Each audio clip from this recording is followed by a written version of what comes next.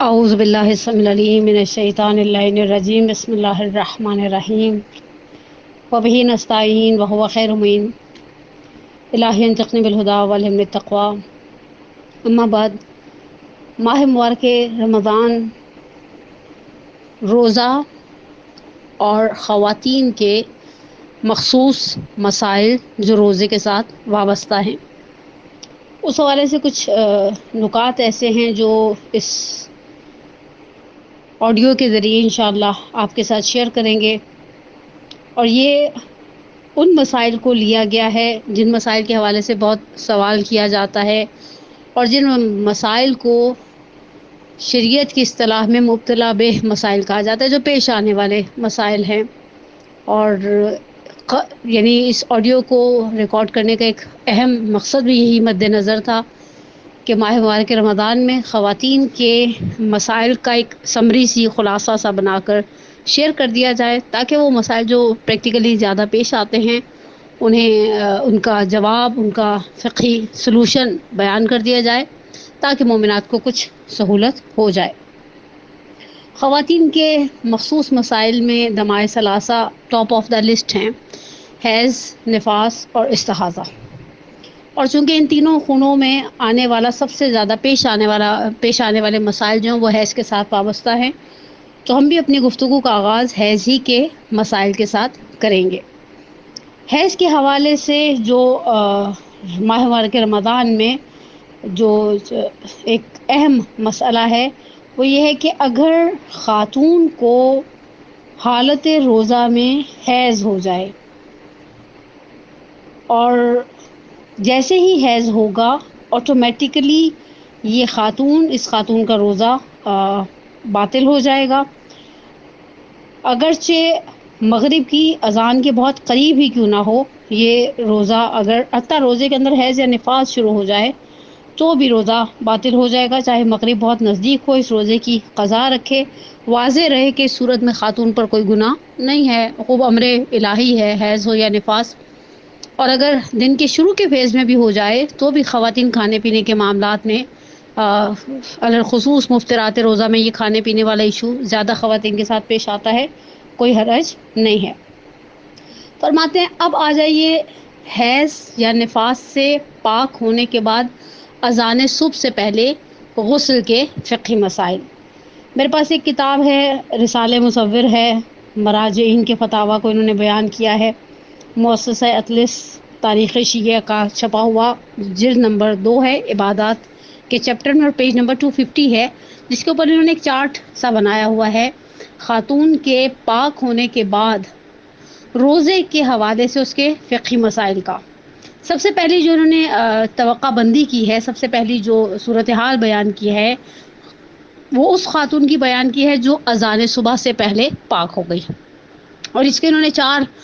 Categories بنائی ہیں، جنہیں میں ایک کے بعد دوسری اور دوسری کے بعد تیسری اور تیسری کے بعد چوتھی انشاءاللہ بیان کروں گی۔ فرماتے ہیں سب سے پہلی، اگر کوئی خاتون صبح کی نماز سے پہلے، اذان سے پہلے پاک ہو جاتی ہے اور عمدن صبح کی اذان تک غسل نہیں کرتی، یا اگر اس کا وظیفہ ہی شرعی ذمہ داری ہی اس کی تیمم تھی اور تیمم نہیں کرتی، تو اس کا روزہ باطل ہے۔ یعنی اگر فرض کریں خدا نخواستہ کسی خاتون کے ساتھ کوئی عذر شرعی ہے اور وہ غسل نہیں کر سکتی عام حالات میں بھی، اور تیمم بھی اس کی ذمہ داری بنتی ہے،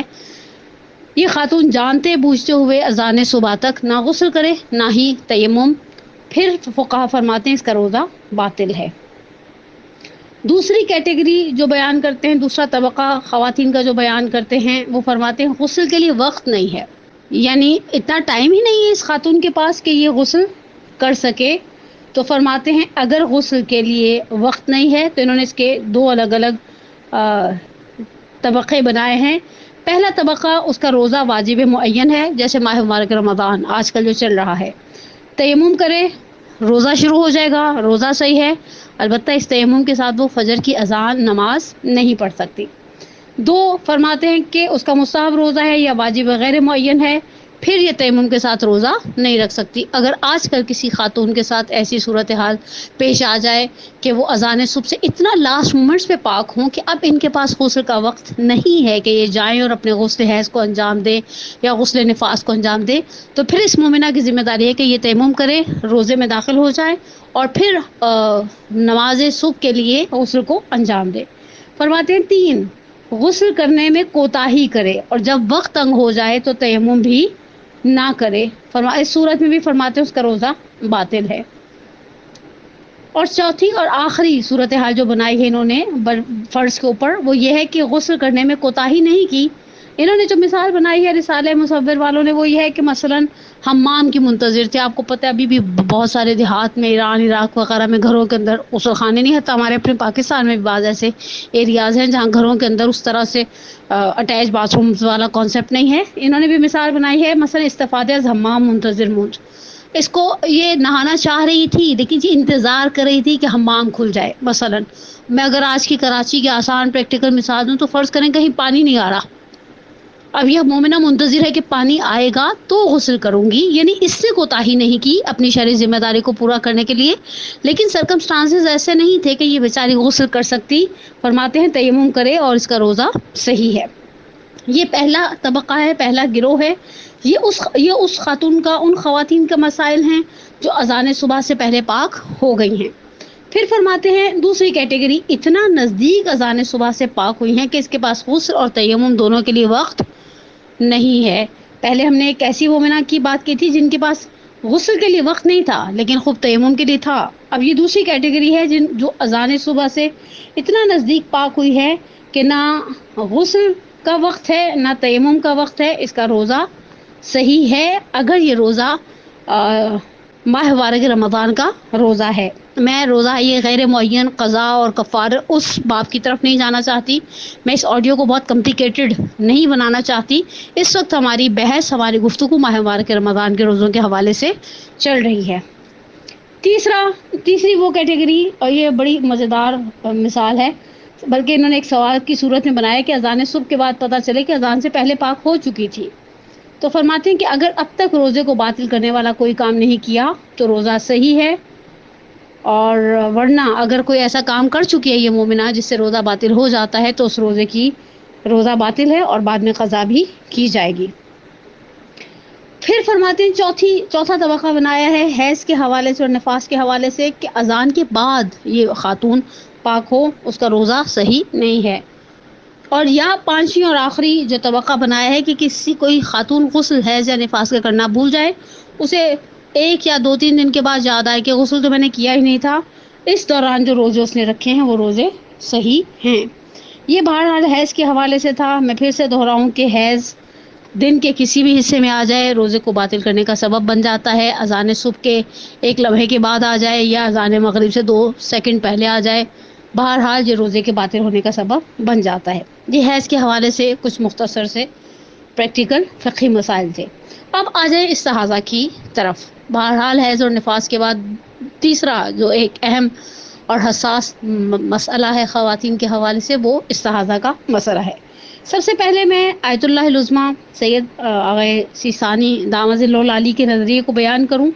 اور پھر مرحوم خوئی علی اللہ مقامہ اور مرحوم خمینی علیہ الرحمہ علی اللہ مقامہ کی نظر کو آپ کے ساتھ شیئر کرتی ہوں، کیونکہ آغا سیستانی کا مسئلہ بڑا ہی آسان اور بڑا ہی ہلکا پھلکا سا مسئلہ ہے۔ عورت مستحاضہ کثیرہ ہو، متوسطہ ہو، قلیلہ ہو، آغا سیستانی نے ایک جملہ آرام سے سائڈ پر کر دیا، کہا کہ انہوں نے جو بنا بر مشہور کی عبارت کو استعمال کیا توضیح المسائل میں استحاضہ کے باب میں، لیکن وہ بنا بر مشہور والی عبارت ہے۔ خود آغا کا نظریہ یہ ہے کہ استحاضہ کا روزے کے ساتھ کوئی تعلق واسطہ نہیں ہے، جو اس کے لاز ہیں، جو اس کے قوانین ہیں، جو اس کے مسائل ہیں فقہی، وہ اس کی نماز اور دوسری عبادتوں کے ساتھ وابستہ ہیں، لیکن روزے کے ساتھ استحاضہ کا کوئی رابطہ نہیں ہے۔ یہ ایک بڑا آسان سا حلوے جیسا مسئلہ آیت اللہ سیستانی دامت ظلہ العالی کا۔ لیکن اب آ جائیے آیت اللہ خوئی مرحوم علی اللہ مقامہ اور امام خمینی علی اللہ مقامہ کے فتووں کی طرف۔ پہلا مسئلہ دیکھیں، قلیلہ میں تو کوئی غسل ہی نہیں ہے، اس کی تو کوئی بحث ہی نہیں ہے، تو غسل نہیں ہے تو پھر اس کلیلہ کا تو خیر آغا خوئی کی کلیلہ ہو، مقلدہ کلیلہ ہو یا امام خمینی علیہ الرحمہ کی، ان کے ساتھ روزے کا کوئی کنسرن نہیں ہے۔ اب آ جائیں متوسطہ اور کثیرہ کی طرف، جن کی عبادتوں کے لیے غسل کرنے کی شرط ہے۔ پہلی وہ کیٹیگری ہے جو مستحاضہ کثیرہ ہیں، ٹھیک ہے۔ آیت اللہ خوئی اور امام خمینی علیہ الرحمہ دونوں بزرگواروں کے نزدیک سابقہ رات کا غسل احتیاط واجب کی بنا پر اس روزے کے صحیح ہونے کے لیے ایک شرط ہے۔ احتیاط واجب کی بنا پر سابقہ رات کا، اب دیکھیں یہ کثیرہ ہے، اسے مغربی عشاء کے لیے غسل کر رہا ہے، چاہے وہ امام خمینی کی تقلید میں ہے، چاہے وہ خوئی مرحوم علی اللہ مقامہ کی تقلید میں ہے۔ اس مومنہ کو مغربی عشاء کے لیے جو غسل کرنا ہے، یہ مغربی عشاء کا غسل اگلے دن کے روزے کی صحت کے لیے مؤثر ہے احتیاط واجب کی بنا پر۔ اب آ جائیں، چونکہ یہ مستحاضہ کثیرہ ہے تو اس کو دن میں بھی غسل کرنے ہیں، فجر کے لیے الگ ہے، ظہرین اگر ملا کر پڑھے تو اس کے لیے الگ ہے، مغربین اگر ملا کر پڑھے تو اس کے لیے الگ ہے۔ تو فرماتے ہیں آغا خوئی اور آیت اللہ امام خمینی علیہ الرحمہ، ان دونوں بزرگواروں کا فتویٰ یہ ہے کہ دن کے غسل، یعنی اگر یہ مستحاضہ کثیرہ دن کے غسل انجام دے گی تو اس کا اس دن کا روزہ صحیح ہے۔ یہ آیت اللہ خوئی اور امام خمینی کا مستحاضہ کثیرہ کا مسئلہ تھا۔ اب آ جائیں تیسری اور آخری کیٹیگری۔ پہلی ہم نے کلیلہ کو تو بالکل ہی نکال دیا، وہ تو آیت اللہ سیستانی ٹائپ کا بن گیا مسئلہ، کیونکہ اس کے اندر غسل کی بحث نہیں ہے، ٹھیک ہے۔ پھر ہم نے مستحاضہ کثیرہ کا آیت اللہ خوئی اور امام خمینی علیہ الرحمہ کا مسئلہ بیان کیا۔ اب آ جائیں مستحاضہ متوسطہ جس کے ایک دن کا غسل ہے۔ آغا امام خمینی علیہ الرحمہ کا اس مستحاضہ متوسطہ کے دن کا غسل اسی طرح سے روزے کے صحیح ہونے کے لیے اثر انداز ہے جس طرح سے کثیرہ کا تھا، لیکن آیت اللہ خوئی علی اللہ مقامہ فرماتے ہیں کہ مستحاضہ متوسطہ کے روزے کا جو ہے وہ دن کا غسل روزے کی صحت کی شرط نہیں ہے، یعنی اگر وہ خدا نخواستہ دن کے غسل میں کوئی کوتاہی کرتی ہے مستحاضہ متوسطہ والی خاتون، تو آیت اللہ خوئی کے نزدیک علی اللہ مقامہ کے نزدیک روزے کی صحت پہ اثر نہیں پڑے گا۔ میں خلاصہ اگر 4 جملوں میں دہرانا چاہوں، آیت اللہ سیستانی نے تو آرام سے فتویٰ دے دیا کہ بھئی تینوں مستحاضاؤں کا استحاضے کا روزے کے ساتھ کوئی اس طرح سے ربط نہیں ہے۔ آیت اللہ خوئی مرحوم علی اللہ مقامہ اور امام خمینی علیہ الرحمہ، ان دونوں بزرگواروں نے کلیلہ تو اوبیسلی نکل گئی سائڈ پر، کیونکہ کلیلہ کے اندر کوئی غسل کی بحث نہیں ہے۔ مستحاضہ کثیرہ کے اندر سابقہ رات کے غسل کو احتیاط واجب کی بنا پر اور دن کے غسلوں کو فتوے کی بنا پر روزے کے صحیح ہونے کی شرط قرار دیا، اور مستحاضہ متوسطہ کے اندر امام خمینی کا مستحاضہ کثیرہ والا مسئلہ تھا، لیکن آیت اللہ خوئی نے مستحاضہ متوسطہ کو آغا سیستانی کی نظریے کی طرح اس کے دن کے غسل کو روزے کی صحت کی شرط قرار نہیں دیا۔ یہ ایک چھوٹا سا لب لباب تھا جو استحاضہ کے حوالے سے اور روزے کے حوالے سے تھا۔ بہرحال پروردگار بحق محمد وآل محمد اس ماہ مبارک رمضان میں ہماری سب سے بڑی حاجت ایک ہے، اللہم اجل لولیک الفرج، پروردگارہ تو ہمارے امام کے ظہور میں تعجیل فرما۔ اور چونکہ بہت نزدیک ہیں ہم ایام